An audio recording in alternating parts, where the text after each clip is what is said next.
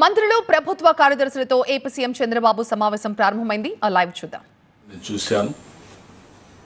Agriculture is different ఇన్నోవేషన్లో Andhra Pradesh ముందుకు పోయే పరిస్థితి వచ్చింది. దానికి కారణం ఓసారి మనం చూపించిన చొరవ, ఓసారి కొంతమంది వచ్చి డిస్ట్రాయ్ చేసిన విధానం, ఇంకొక పక్కన ఫార్మర్స్ ప్రోయాక్టివ్.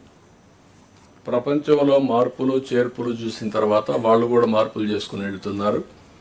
అందుకే ఈరోజు ఆంధ్రప్రదేశ్లో మీరు చూస్తే ఒక పక్క అక్వాకల్చర్, ఒక పక్క హార్టికల్చర్, ఒక పక్క పామ్ ఆయిల్, ఒక పక్క coffee, all commercial crops we are moving forward. Natural ఫార్మింగ్లో కూడా వీఆర్ అన్ అడ్వాన్స్ స్టేజ్. మొన్న కూడా దావోస్లో కూడా ఇవన్నీ చాలా వరకు పాజిటివ్గా వచ్చే పరిస్థితి వచ్చింది. ఇంకొక పక్కన ఈరోజు ఏఐ టెక్నాలజీ ఆల్ డిపార్ట్మెంట్స్లో అనుసంధానం చేసుకోవాలి. 95లో ఐటీ మాట్లాడాం. ఆ 95లో ఐటీ ఈరోజు మొత్తం ప్రపంచం మొత్తం ఇండియన్స్ గుర్తింపు వచ్చే పరిస్థితి వచ్చింది. ఈరోజు కూడా ప్రధానమంత్రి నిన్నే ఫ్రాన్స్ వెళ్తే అక్కడుండే ప్రెసిడెంట్తో మన ప్రధానమంత్రి గారు ఏఐ కాన్ఫరెన్స్ అడ్రస్ చేసే పరిస్థితికి వచ్చారు. అంటే రాబోయే రోజుల్లో ఏఐ అనేది రియాలిటీ 2025 నుంచి. ఈ విషయం కూడా మనం గుర్తుపెట్టుకొని అన్ని డిపార్ట్మెంట్లో ఐటీ కంప్లీట్ చేసుకోవడం, దానికి టీసీఎస్ వర్క్ చేస్తూ ఉంది. మీకు ఇది కూడా ఐడియాస్ ఉన్నాయి, అవన్నీ వర్కౌట్ చేయాల్సిన అవసరం ఉంది. అందుకని టెక్నాలజీ ఫుల్గా ఇంటిగ్రేట్ చేసుకొని ముందుకు పోవాల్సిన అవసరం ఉంది. ఇంకో పక్క హౌసింగ్ కానీ, నరేగా కానీ, హెల్త్లో కానీ, జల్ జీవన్ మిషన్ కానీ, ఇన్ఫ్రాస్ట్రక్చర్ కానీ చాలా డిపార్ట్మెంట్స్ ఒక మాటలో చెప్పాలంటే నేను ఊహించిన విధంగా డిస్ట్రాయ్ అయినాయి. జల్ జీవన్ మిషన్ ఆబ్జెక్టివ్నే వీళ్ళు డైల్యూట్ చేసే పరిస్థితికి వచ్చారు.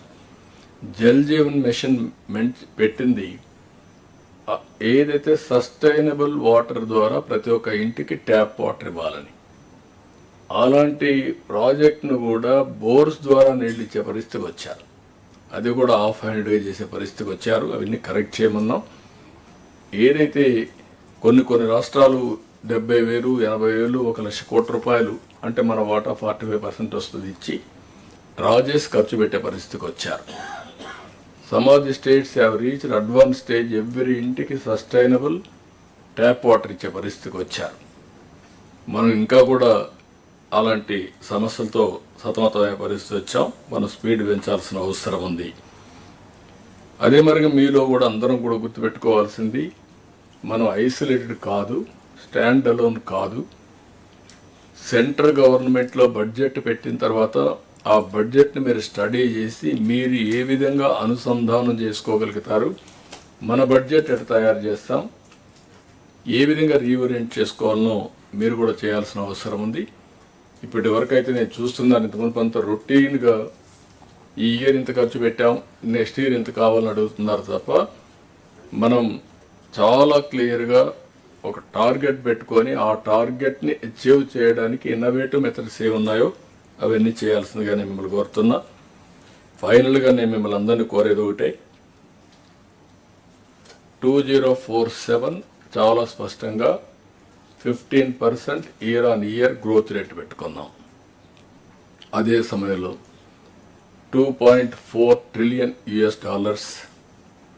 మన జిఎస్టిపి ఉండాలనుకున్నాం.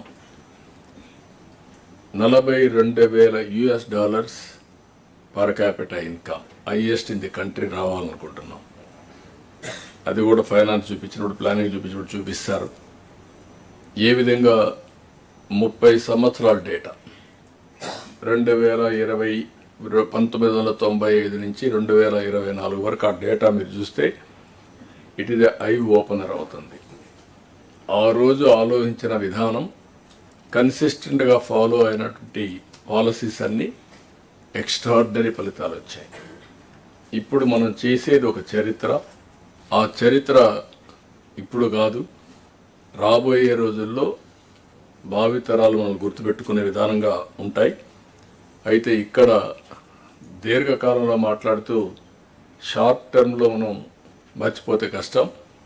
ఈ ఇయర్ నుంచి మీరు ఆలోచించాల్సింది, ఈ ఇయర్ మీరు ఏం చేయబోతున్నారు. 1 ఇయర్ ఫస్ట్ ఇయర్లో ఒక 2-3 నెలలు లేకపోయినా ఫస్ట్ ఇయర్ వీఆర్ కంప్లీటింగ్. అక్కడి నుంచి 25-26 మన బడ్జెట్ ఒక వినూత్నంగా ఉండాల్సిన అవసరం ఉంది. ప్రజల ఆస్పిరేషన్స్ని ఫుల్ఫిల్ చేసే విధంగా ఎవ్రీ డిపార్ట్మెంట్ మీరు ఆలోచించాలి. అదే సమయంలో ప్రతి ఒక్కరు కూడా ఒక క్లియర్గా మీ గోల్స్ ఏంటి. కొన్ని డిపార్ట్మెంట్ జిఎస్టిపి కాంట్రిబ్యూట్ చేస్తున్నాయి, కొన్ని డిపార్ట్మెంట్ రెవెన్యూ కాంట్రిబ్యూట్ చేస్తున్నాయి, కొన్ని డిపార్ట్మెంట్స్ మానవ వనరుల అభివృద్ధి కోసం కష్టపడుతున్నారు, కొన్ని డిపార్ట్మెంట్ వెల్ఫేర్ చేస్తున్నారు, కొన్ని రెగ్యులేటరీ ఉన్నాయి. అందుకే సబ్జెక్ట్స్ కూడా అదే మరి డివైడ్ చేసాం మేము. కాబట్టి అవన్నీ కూడా మనం ఇక్కడ మాట్లాడుకున్న తర్వాత మీకు క్లారిటీ రావాలని కోరుకుంటున్నా. అందుకని ఈరోజు మనం గ్రామ మండలం కాన్స్టిట్యున్సీ ప్రణాళికలు కూడా తయారు చేసుకుంటున్నాం. అక్కడి నుంచి కూడా ఎందుకంటే కొన్ని ప్రాంతాలే అభివృద్ధి అయ్యి మిగిలిన ప్రాంతాలు అభివృద్ధి కాకపోతే అది కూడా కరెక్ట్ కాదు. దాన్ని కూడా ఏం చేయాలో చేయడం. నా దగ్గర నుంచి లాస్ట్ మైల్లో ఉండే పొలిటికల్ ఫంక్షనే పనిచేయాలి. చీఫ్ సెక్రటరీ నుంచి గ్రామ సచివాలయం నుండే ఉద్యోగి వరకు పనిచేసే పరిస్థితి రావాలి. అందరం కూడా సమిష్టిగా పనిచేసి షార్ట్ టర్మ్లో ప్రజలకు హ్యాపీగా ఉండే విధంగా ఏమేం చేయగలుగుతాం చేయడం. ఈ రోజు మీద ప్రతి ఒక్కరిలో ఒక సాటిస్ఫాక్షన్ ఉండాలి, రేపటి మీద ఒక భరోసా, మళ్ళా భవిష్యత్తు బాగుంటుందని ఒక ఆశ ఉండాలి. ఈ రెండు ఉంటే తప్ప సాధ్యం కాదు. అల్టిమేట్గా తెలుగు జాతి అనేది ప్రపంచంలో నెంబర్ 1 చేయాలని నా సంకల్పం. నేను ఇక్కడుండే అందరిని కూడా కోరుతున్నా, అది ఎన్డీఏ సంకల్పం. నేను కానీ మిత్రుడు పవన్ కళ్యాణ్ కానీ అదే మరిగా మిగిలిన బీజేపీ కానీ అందరం కూడా అదే ఆలోచిస్తున్నాం.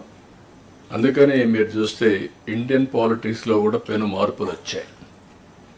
మాటలు చెప్పే వాళ్ళందరూ చరిత్రలో కనుమరుగైపోయే పరిస్థితికి వచ్చారు. ఎవరైతే యాక్షన్లో చూపిస్తున్నారో వాళ్ళు సర్వే అయ్యే పరిస్థితికి వచ్చారు. రాబోయే రోజుల్లో ఇంకా కూడా దీనికి మీరు చూడబోతారు. ప్రజల్లో అవేర్నెస్ పెరుగుతుంది. పెరిగినప్పుడు పర్ఫార్మెన్స్ ఇది క్రైటీరియా. ఎవరైతే పర్ఫామ్ చేస్తామో వాళ్ళకు మనుగడ ఉంటుంది. కానీ ఇక్కడుండే ఆఫీసర్స్ కూడా నేను కోరుతున్నా, మనందరిపైన ఒక హిస్టారికల్ రెస్పాన్సిబిలిటీ ఉంది. మీరు ఆఫీసర్స్గా, మేము పొలిటికల్గా, మేము 5 ఏళ్ళకి ఒకసారి మళ్ళీ మేము మ్యాండేట్ తీసుకున్నా. ఇక్కడుండే ఆఫీసర్స్ పైన ఒక బాధ్యత ఉంది. One of the best service IAS, cream of the society. You got this opportunity. ఈరోజు ఇక్కడుండే మంత్రులకి ఇంతమంది ప్రజల్లో ఎంతమందికి అవకాశం వస్తుంది? ఇక్కడుండే ఆఫీసర్లకి ఈ స్థాయిలో రావడానికి ఎంతమంది ఆఫీసర్లో మీరు ఈ స్థాయికి వస్తారు? ఈ 2 విషయాలు మనం గుర్తుపెట్టుకోవాల్సిన అవసరం ఉంది.